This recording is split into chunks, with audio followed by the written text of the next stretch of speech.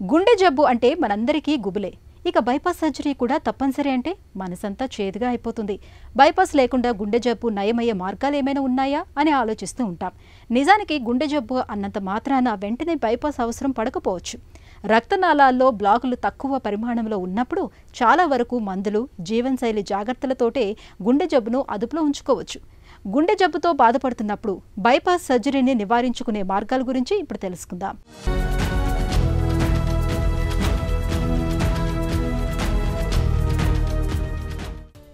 మన గుండె పిడికిలి సైజులో ఉండే చిన్ని కండరాల సంచి.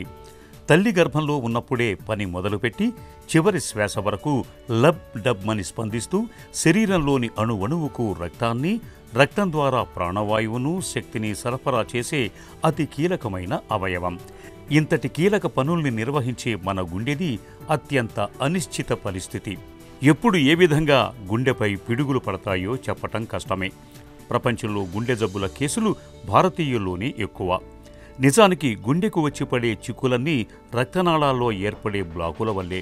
ఈ రకమైన పరిస్థితిని కరోనరీ ఆర్టరీ డిసీజ్ అని, వాడుకలో గుండె జబ్బు అని పిలుస్తారు.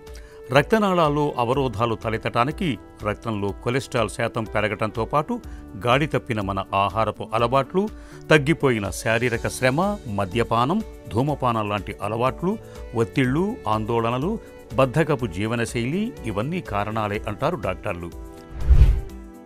ఇప్పుడు మనం తరచూ వినేది ఏంటంటే, చాలామంది వార్తల్లో విన్న, సోషల్ మీడియాలో ఉన్న అందరూ గుండె జబ్బులకి ఎక్కువ అవుతున్నాయి, అందరూ చాలామంది హార్ట్ అటాక్లో చనిపోతున్నారు. అసలు గుండె జబ్బులు ఎందుకు ఎక్కువైనాయి? ఇండియాలో 25-30% అర్బన్ ఏరియాలో, 15-20% రూరల్ ఏరియాస్లో హార్ట్ డిసీజ్ అనేది ప్రివలెన్స్ బాగా పెరిగిపోయింది. దీనికి గల కారణాలు ఏంటి అంటే, ఇప్పుడున్న జీవనశైలి వల్ల. అందులో ముఖ్యమైన కారణాలు, చాలామంది పేషెంట్స్కి షుగర్, బీపీ, కొలెస్ట్రాల్ ఎక్కువ ఉండటం, స్మోకింగ్ హ్యాబిట్ ఉండటం, ఒబెసిటీ అంటే ఊబకాయము, ఫిజికల్ యాక్టివిటీ లేకపోవటం, ఇవన్నీ కూడా ముఖ్యమైన కారణాలు. మిగతా హార్ట్ డిసీజ్ మిగతా కారణాలు ఏంటి అంటే, వాల్నర్ హార్ట్ డిసీజెస్ అంటే హార్ట్ కవటాలు ఇన్ఫెక్షన్ రావటం వల్ల కానీ, కవటాలు లీక్ అవ్వటం వల్ల కానీ, లేకపోతే కంజెనిటల్ హార్ట్ డిసీజ్ పుట్టుకతో వచ్చిన హార్ట్ ప్రాబ్లమ్స్, ఇవన్నీ కూడా హార్ట్ డిసీజెస్కి ముఖ్యమైన కారణాలు. గుండెకు రక్తాన్ని సరఫరా చేసే ప్రధానమైన 3 రక్తనాళాలు అడ్డంకులతో పూర్తిగా పూడుకుపోయినప్పుడు గుండెకు రక్త సరఫరా సరిగా జరగదు. ఇలాంటప్పుడు కొద్దిపాటి పనిచేసినా, ఆహారాన్ని ఎక్కువగా తీసుకున్నా, చివరికి విశ్రాంతి సమయాల్లోనూ గుండెలో నొప్పి, ఆయాసం వచ్చేస్తుంటాయి. మందులు వాడుతున్నా పెద్దగా ఉపయోగం ఉండదు. ఇలాంటి పరిస్థితుల్లో స్టెంట్ లేదా బైపాస్ సర్జరీ చేసి గుండెకు రక్త సరఫరాను పునరుద్ధరించాల్సి ఉంటుంది. అయితే ఎవరికి స్టెంట్ వేయాలి, ఎవరికి బైపాస్ అవసరం అన్నది రక్తనాళాల్లో బ్లాకుల తీవ్రత, అవి ఏర్పడిన చోటుపై ఆధారపడి ఉంటుంది. బ్లాకు తీవ్రత ఎక్కువగా ఉన్నప్పుడు చాలా వరకు స్టెంట్ వేస్తుంటారు. వయసు ఎక్కువగా ఉండి గంటల తరబడి ఎనస్థీషియాను తట్టుకోలేని వారికి తప్పనిసరిగా బైపాస్ చేస్తుంటారు. అయితే ఎవరికి స్టెంట్, ఎవరికి బైపాస్ అన్నది రోగి శారీరక స్థితి, ఇతర ఆరోగ్య పరిస్థితులను పరిగణలోకి తీసుకొని డాక్టర్లు నిర్ణయం తీసుకుంటారు. గుండె జబ్బుకి బైపాస్ ఎప్పుడు అవసరం అంటే, మనకి గుండెకి కుడివైపు ఒక రక్తనర, ఎడమవైపు 2 రక్తనరాలనే ఉంటాయండి. అందులో బైపాస్ ఎప్పుడు అవసరం అంటే, severe critical triple vessel disease అంటే అన్ని రక్తనరాల్లో క్రిటికల్ బ్లాక్స్ అంటే 80-90% పైన బ్లాక్స్ 3 రక్తనరాల్లో ఉండటం. ఇంకోటి left main coronary artery disease అంటారు. లెఫ్ట్ మెయిన్ కొర్నరీ ఆర్టరీ డిసీజ్లో తీవ్రమైన బ్లాక్స్ ఉండటం వల్ల ఉన్నప్పుడు ఈ 2 కారణాలు, severe critical triple vessel disease are severe left main disease, ఈ 2 సిచ్యువేషన్స్ అప్పుడు మనం బైపాస్కి వెళ్తాం. బైపాస్కి వెళ్లకుండా గుండె ఆరోగ్యం కాపాడుకోవచ్చు అంటే, అవును, మీ చేతిలోనే ఉంది. అది ఎలా అంటే, ఇందాక మీకు చెప్పాను కదా, గుండె జబ్బులకి మెయిన్ కారణాలు షుగర్ కంట్రోల్లో పెట్టుకోవాలి, రెగ్యులర్ హెల్త్ చెకప్స్ చేసుకోవాలి, బీపీ ఉన్న పేషెంట్స్ బీపీ కంట్రోల్లో పెట్టుకోవాలి, ఉప్పు తగ్గించి తినాలి, తర్వాత కొలెస్ట్రాల్ ఎక్కువ ఉన్న పేషెంట్స్ కొలెస్ట్రాల్ అదుపులో పెట్టుకోవాలి. ఇంకోటి ఒబెసిటీ అండ్ ఫిజికల్ ఇన్యాక్టివిటీ అంటే ఊబకాయము, అసలు యాక్టివిటీ లేని వాళ్ళలో వెయిట్ కంట్రోల్లో పెట్టుకోవటం, ఫిజికల్ యాక్టివిటీ పెంచుకోవటం, ఇవన్నీ చేస్తే బైపాస్కి వెళ్లకుండా మనం నివారించవచ్చు. మన భారతీయుల గుండె మొదటి నుండి కూడా అత్యంత అభద్రతకు చిరునామా అని వైద్య సర్వేలు చెబుతున్నాయి. మనలో చాలామందికి ఉన్న నమ్మకం ఏమిటంటే గుండె జబ్బులు వచ్చే వరకు వాటిని పసిగట్టడం కష్టమని అనుకుంటారు. నిజానికి అది ఒట్టి నమ్మకం మాత్రమేనంటారు డాక్టర్లు. ఈ చిక్కులను నివారించుకునేందుకు తరచూ రక్త పరీక్షను, శరీరంలో కొవ్వుల శాతాన్ని తెలిపే లిపిడ్ ప్రొఫైల్ పరీక్షలను చేయించుకుంటూ ఉండటం గుండె భవిష్యత్ ఆరోగ్యం దృష్ట్యా ఆవశ్యకమని చెబుతారు నిపుణులు. అలాగే ఇప్పటికే గుండె జబ్బుతో బాధపడుతున్నప్పుడు, కుటుంబంలో గుండెపోటు చరిత్ర ఉన్నప్పుడు డాక్టర్ సలహా మేరకు నిత్యం ఆస్పిరిన్ను నిర్ణీత మోతాదులో తీసుకోవటం మేలు.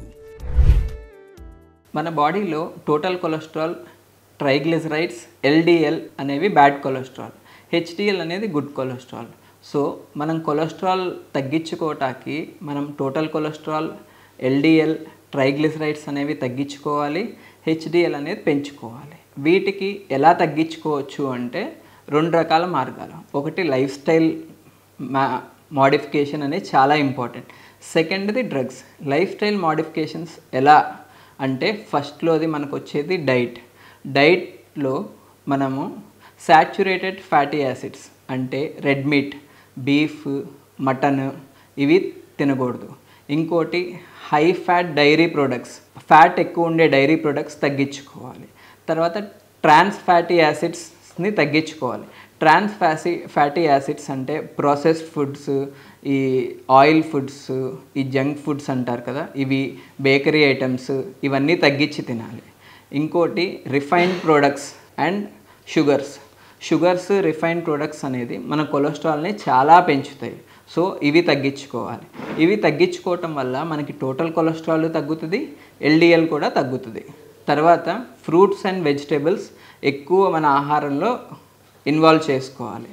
ఇంకొకటి ఒమేగా 3 ఫ్యాటీ యాసిడ్స్ అంటే ఫిష్ ఆయిల్, ఫ్లాక్స్ సీడ్స్ అంటే అవిసె గింజలు ఇవి ఎక్కువ తీసుకోవాల్సి వస్తుంది.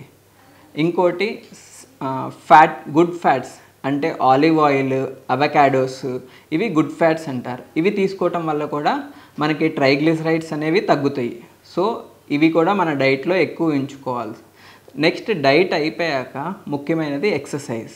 మనం compulsory per day at least 30 to 45 minutes regular are moderate intensity exercise అంటే వాకింగ్ కానీ, జాగింగ్, స్కిప్పింగ్ ఇలాంటి యాక్టివిటీస్ రెగ్యులర్గా చేసుకోవాలి.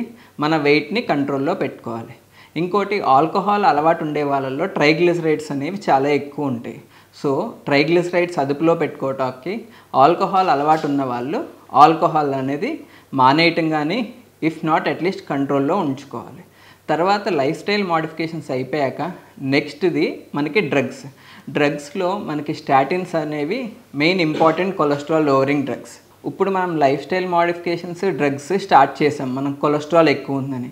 సో ఇనీషియల్గా ఫస్ట్ 3 months ఒకసారి డయాగ్నోస్ అయ్యాక మనం ఒక లైఫ్ స్టైల్ కానీ డ్రగ్స్ కానీ మనం స్టార్ట్ చేశాక ఫస్ట్ 3 months తర్వాత మళ్ళీ చెక్ చేసుకోవాలి.